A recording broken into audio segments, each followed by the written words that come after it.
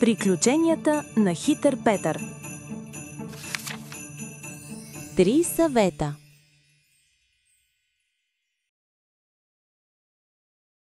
Било пазарен ден. Хитър Петър вървял по улиците на града. Пред един дюкян селският кръчмар го попитал. Петре, имаш ли работа? Нямам. Отговорил Петър. Тогава ела да ми помогнеш. Купих шишета, чаши. Този кош е пълен с стъклария. Пренеси го до хана, там е колата. Петър взел коша и тръгнал. Чакай да ти кажа нещо. Пари нямам, защото всичките похарчих за стъкларията. Остана ми 1 грош, ще ти дам само него и ще ти кажа 3 умни съвета.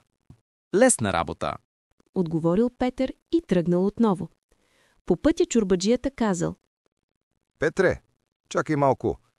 Първият съвет, който обещах да ти дам е, ако някой ти каже, че е по-добре да лежиш, отколкото да работиш, не му вярвай.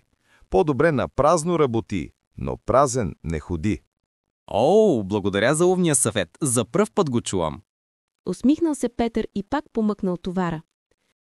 Повървели още, кръчмарят спрял Петър и рекал. Чакай, спри за малко, Петре. Ще ти кажа другата умна приказка.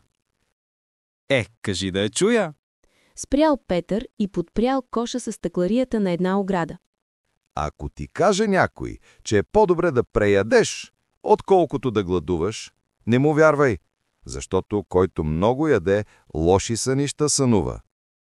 Чорбаджи, право да ти кажа, тази умна приказка по-ми хареса.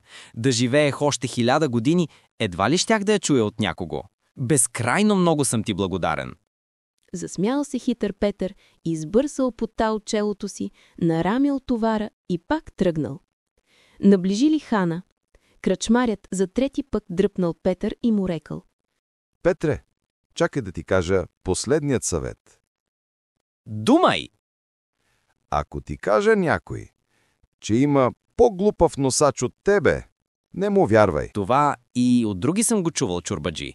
Но ако на тебе някой ти каже, че е останало нещо здраво от стъкларията, и ти не му вярвай. Хе-хе-хе. Засмял се хитър Петър и тръснал коша на плочника.